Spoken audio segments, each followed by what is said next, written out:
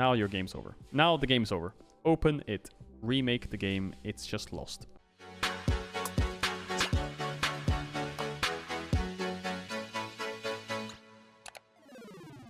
We're going to do a VOD review of RNG versus FPX. Let's rock it. So the draft, first pick Hecarim. Don't need to pick jungle. So they pick away Jace, Tristana. Really good flex pick for AD mid. And then you kind of have a flex pick for top mid. But this is always going to go top most likely because you're denying. I think their plan coming into this series was to pick the strongest laning top champ that they can get in Jace and deny it from Noggery.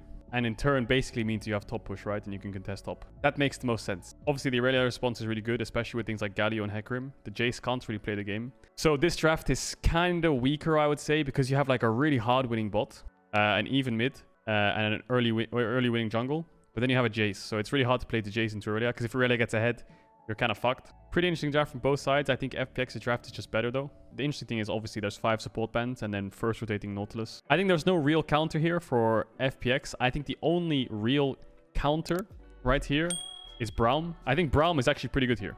Isaiah Braum into Tristana Not. I think it's better than Galio, but yeah, Galio makes sense to the Irelia over side lanes. Yeah. Cool. This early mid matchup, I think Victor gets prio level 1 to 3.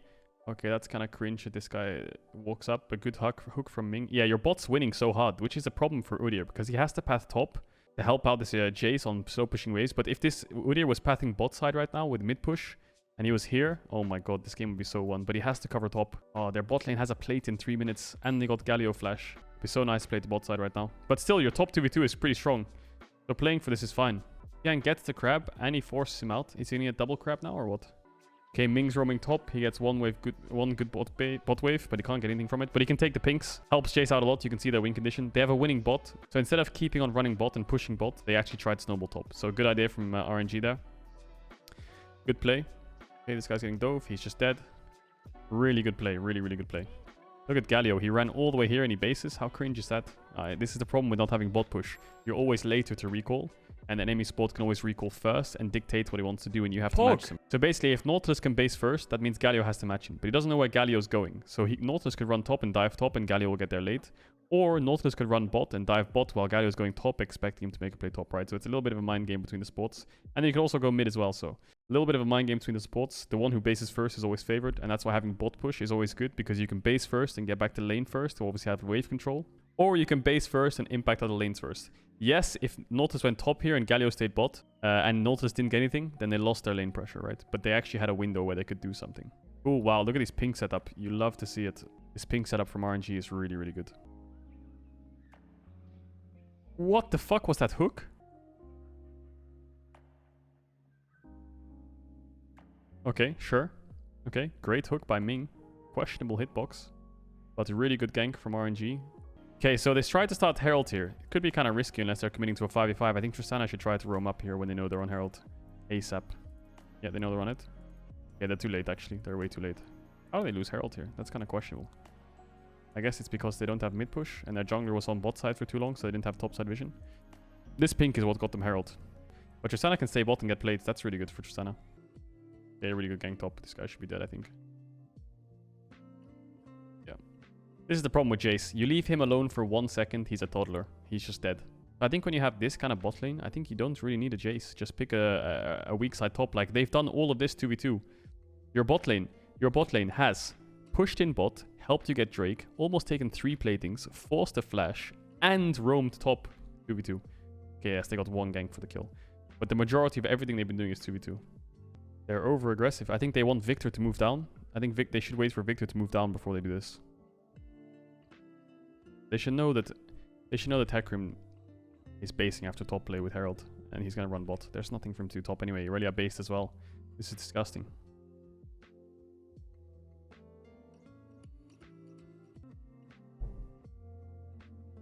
And nice top matchup's unplayable. When Irelia has ult, this guy's dead. There's nothing. There's no way he's living. Irelia will one-shot him.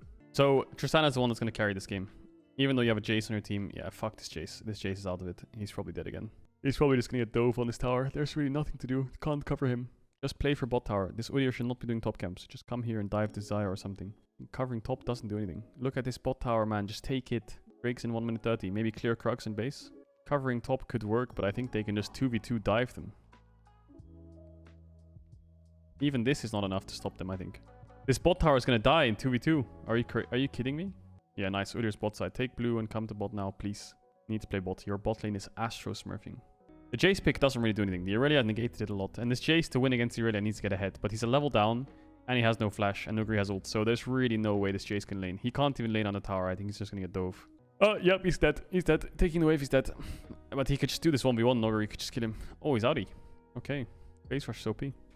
Cool, so you can see where both teams are playing. The good thing is for FPX is Xayah Galio will kind of be useful anyway. Because, like, look at the Xayah. She's not that weak. Galio is a bit behind, but he will still be strong. But the problem is, when you're trading sides like this and trading towers, obviously you're favored more for RNG because you have a bot laner. But the problem is, your top laner is useless. Your top laner really is useless.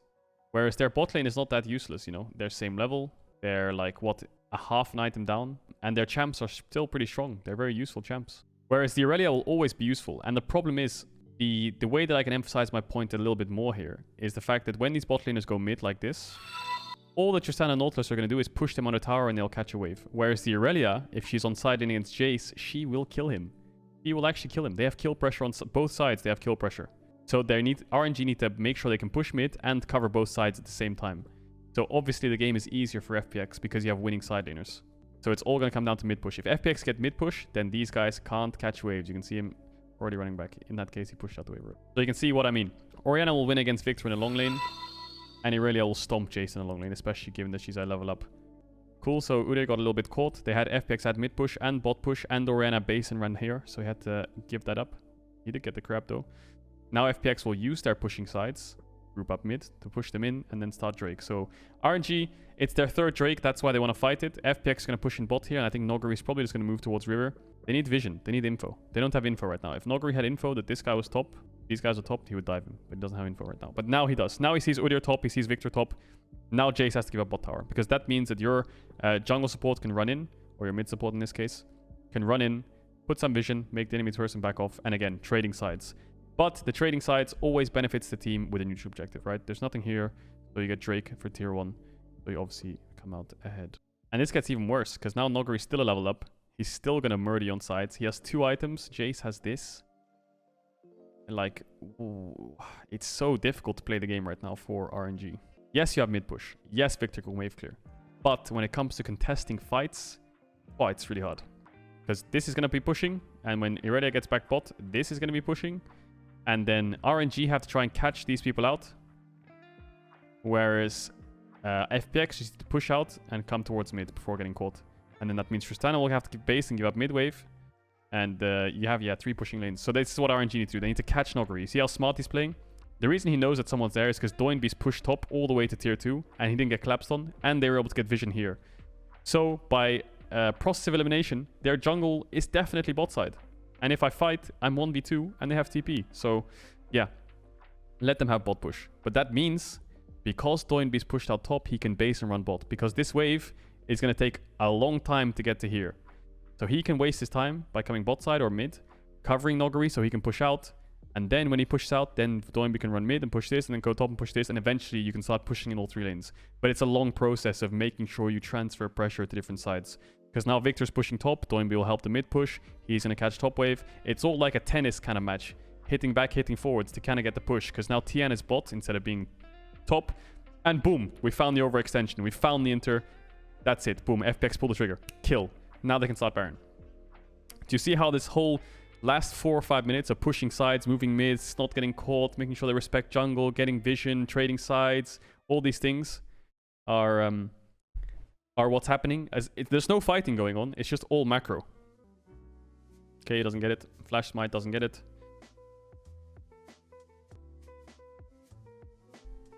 Interesting to see that the LPL is actually playing a macro game over side lanes rather than just collapsing and fighting no matter what. It's a 2-for-1, but in reality it's a 2-for-2.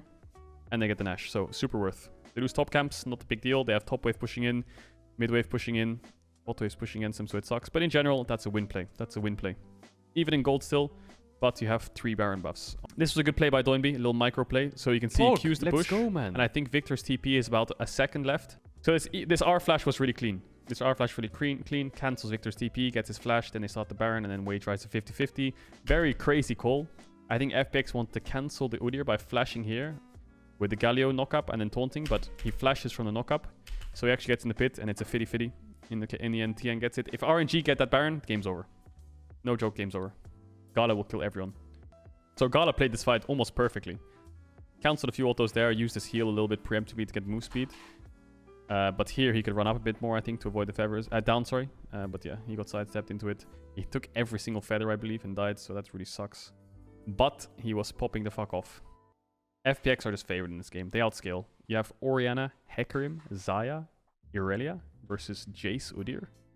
You for sure outscale. Obviously, Victor Tristana scale pretty well, but just in terms of raw damage, team fight spells like the Xayah E, the Shockwave, Hecarim, Irelia, lots of zone control. Just in general, the only one that scales pretty well is Victor Tristana. The Jace Udyr is never going to scale well, especially when they're already behind.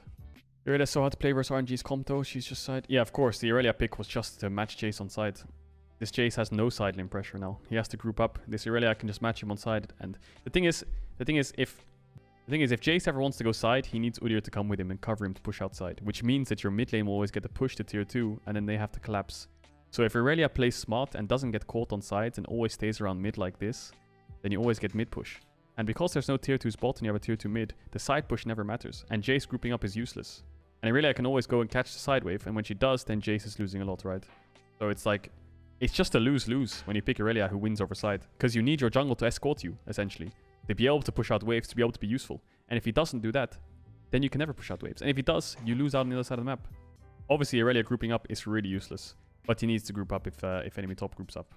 Actually, in this case, their bot wave is pushing, so Jace needs to push this out. And their top wave's pushing too. So yeah, FPX kind of losing out here a lot on gold. That's why the gold's kind of even. Their side waves have sucked a little bit for the last couple minutes. But now it's when it's going to suck for RNG. If FPX can get vision for Nogari and just walk in here, clear out their wards and get wards here, so he can push to here, then it's over. Because Jace loses 1v1, he'll be on a tier 2, means Irelia can collapse first. And if Udyr has to come here, like I said earlier, then yeah, he's screwed. But I think FPX are just, I don't know what they're doing. Their resets are all off. Xayah's just base, now Hecarim's base, now Irelia's basing.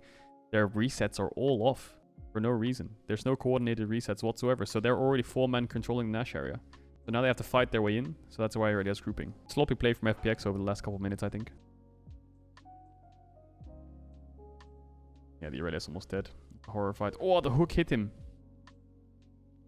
They're still gonna win this fight, aren't they? Ow.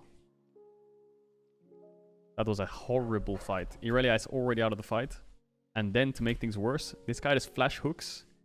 And he gets Xayah of all people. And then the shockwave was good. It kind of saved the fight. But from there on, Irelia still done nothing. Hecarim can't do anything. It's just literally an Orianna. Now the Irelia can do something. But yeah, the Tristana is literally just free hitting in the back. And Victor too. So this was a terrible fight from FPX. They're just... I don't know what they're doing. They should be helping. Look at this again. Look at both side waves again. Terrible side waves again. They need to start matching maybe. Or start pushing aggressively. Maybe I was wrong. I don't know. Maybe this jungle top just need to fuck mid wave and just start pushing these bot waves. Look at this. Look at this. Oh my god, man. They're losing so many creeps. This Irelia has lost so many creeps in the last 5 minutes. I think they're overgrouping a bit, yeah. I mean, her items are actually better now. The Irelia items are better. Maybe she can do something in the 5v5 now. She has these items and a stopwatch. Maybe she can do something. And she has flash now at least. Last time she didn't. Okay, they're just forcing Nash. They walked over pink. Jace TPing. They're just gonna finish it or what? Yeah, they can just finish it. Really good shockwave. Need to run. They have to fight though. Nogari's just gonna die otherwise. What? This Nogari is... What? Nogari is insane, man. Oh, he's TPing mid already. Game's over. So Gala... How did Gala get so low? QW from Doinby almost kills him. Jumps over into a stun, and then Victor has a stopwatch, so he's basically stunned as well. Oh, then the fight's over. Into a Hecarim fear. Wow. FPX just win off that. Crazy. Crazy. They overgrouped so much and eventually just fucking worked. So, FPX are down 2 games now. They lost the last 2 games, and then we look at game 4. It's almost the exact same draft, except the only difference is they take away the Jace. They picked Jace here and then picked Udyr on 3, but now they maybe they think Jace is just dropped in priority. It didn't work for them. Let's just play for bot. I think that was what they were thinking, yeah. There's no reason to play for top. Like, just go weak side top. It doesn't matter. Playing for the Jace is not getting us anything. This is obviously 2 games later. But obviously the bot gap's been pretty insane this game. Instead of banning out another support, they ban out TF. But they want to stop Jace TF. Because if they have Jace TF, it doesn't matter how fed your AD carry is. It doesn't matter how much you play for bot. If they have double solo lane pushing sides and they have globals, it's impossible to play. All they'll do is keep fucking your solo laners. Match with Ryze. Yeah, so they basically take globals anyway. So this comp is actually really powerful. The only problem is this bot matchup's not really that great together. Especially into Tristana set. And this top laner is good, but now they have a weak side top to match it. This obviously wins mid because it outranges and outscales to a sense. But Ryze will always be able to play for top. Ryze is going to play for top this game, no matter what. He's going to push waves, give up his HP, and play for top. Everything is about top lane this game. Everything. So jungle's going to path top, mid's going to push and path top, and bot is weak side. The only thing they have to do is not in. Udyr's pathing bot.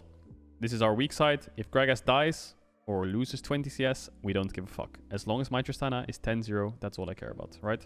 So Ekram's pathing top, Ryze is going to path top, and it's just going to be a complete split map. Everyone's playing for opposite sides here. Now, naturally, the bot lane's always an advantage in this case, because if the bot lane's in an advantage, the reason this works is if you play for bot for the first 15 minutes and they play for top, eventually, when your bot lane takes tower, they can match into Jace. And even if Jace gets the tower first, he can't really do anything with it. He can push into tier 2 and move mid, but if your bot lane's still winning, then your mid laner can always hover bot. But if your bot lane gets the tower first, they can swap, and now your top laner is completely negated. He's down in tempo, you're losing your top tower, you can walk into their jungle, and obviously having 2 players unleashed on the map instead of 1 is much better, because you have much more playmaking, much more push potential. So this top dive makes absolutely no sense. It really doesn't. It's 4 minutes in the game, Udyr full cleared and based and ran top with boots. He obviously knew this play was coming. This top dive is terrible.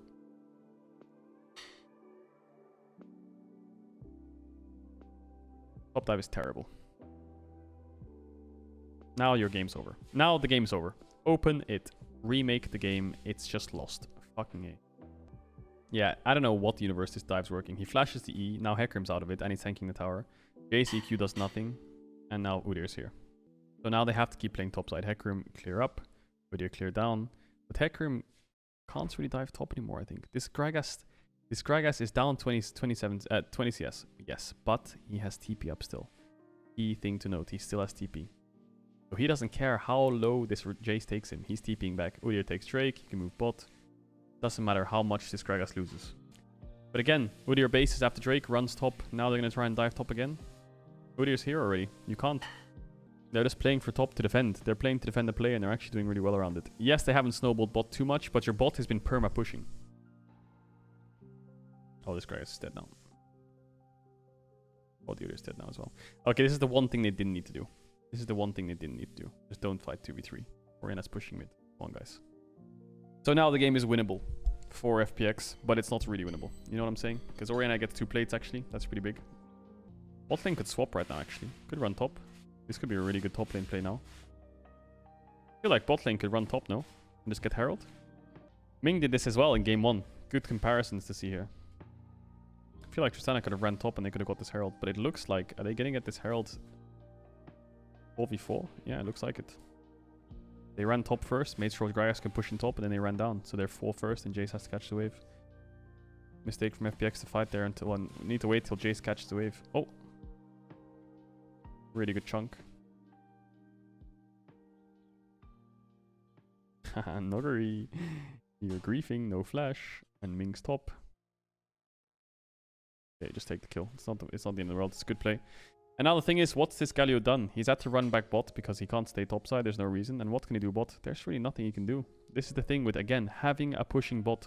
It can impact the map by roaming because you can get the first space. It can impact the map by pushing because you're always having the first prio. It can impact the map by winning the lane and just keeping them on the tower, roaming, getting kills, swapping, playing for Herald, all these things. You have so much more impact than just a Jace pushing because he needs to get gold for himself. He's selfish. He needs to get gold. He needs to get plates. He needs to get XP leads. And if you can shut that down and stop that funnel into Jace, the game's just over for you. What's your comp? It's double split pusher. Like, just look at the ultimates in fights, right? Shockwave, Settle, Tristana ult, Gragas ult. So much displacement and annoying stuff, things you have to watch out for. What have they got? Hecarim ult and a defensive ult. That's it. Global, doesn't count. So yeah, your whole comp is all about getting your top side ahead, your mid lane again, giving up the push with Xayah, and then using Galio ult to play over sides. But if your side laners aren't ahead, then you're just fucked.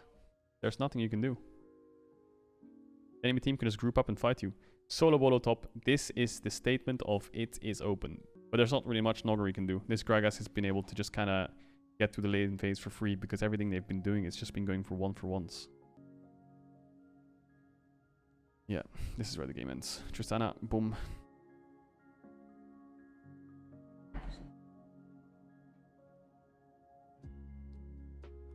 You're correct out of your mind.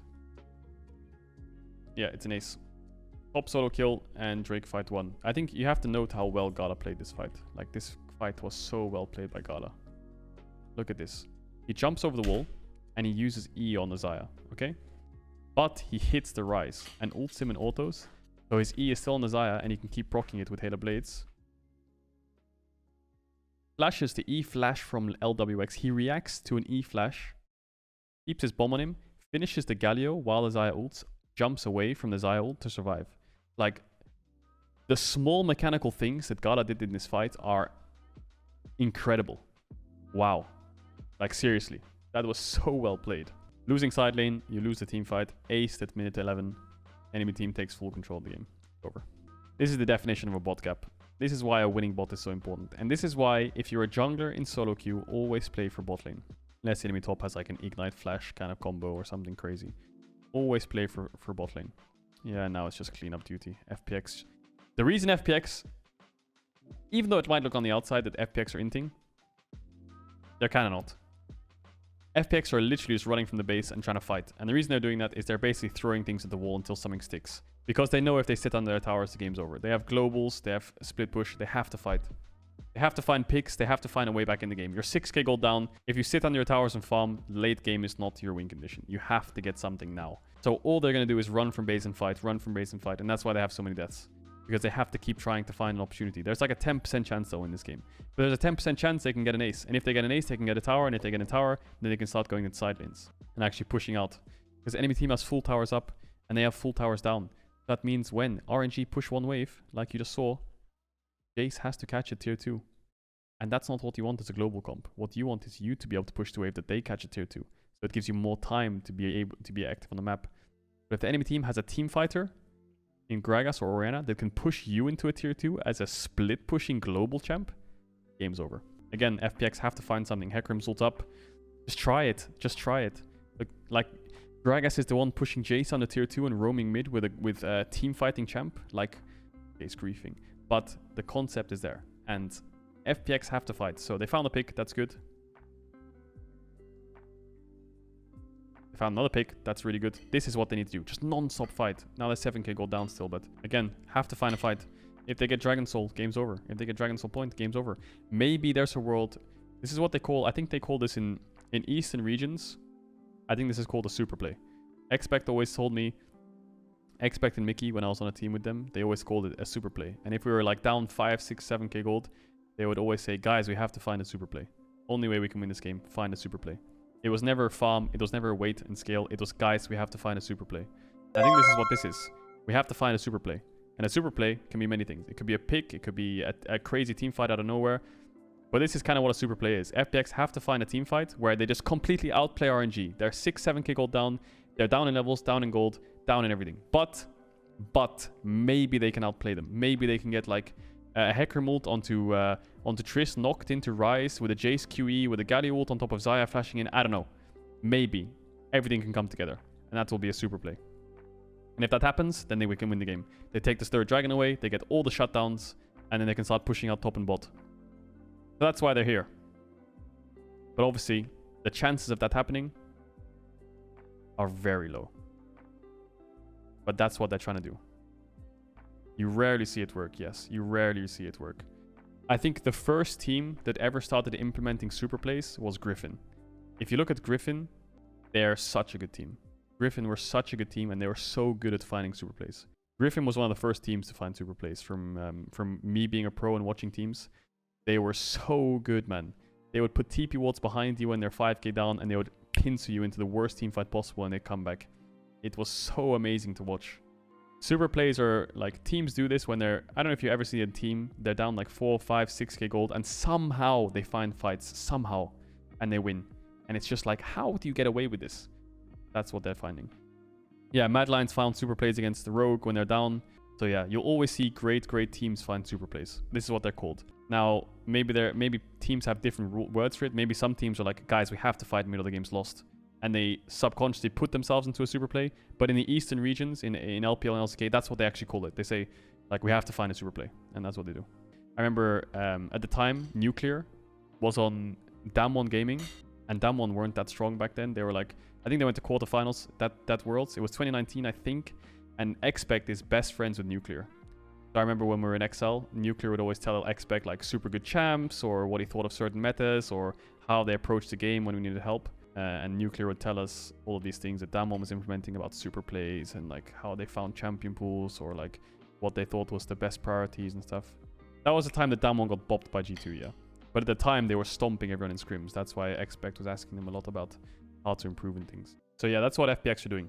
So if it looks like they're inting, they're not. If it looks like a team who's down 5, 6k gold, who just constantly find fights and find engages and just keep going at it, like this, for example, not running away and actually just standing your ground and fighting, it's because they're trying to find something. They're trying to find a super play. They know it's lost.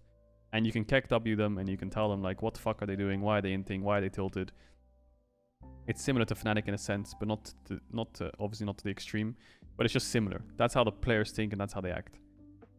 The game's over. They have to find something. They didn't find something. Maybe they'll find something next time. But when you're down this far in gold in a competitive game, 9,000 times out of 10,000 times, it's over. So I hope you guys learned something from this game. I hope you guys learned something about how the game works over side lanes, how winning bot out of a winning top works,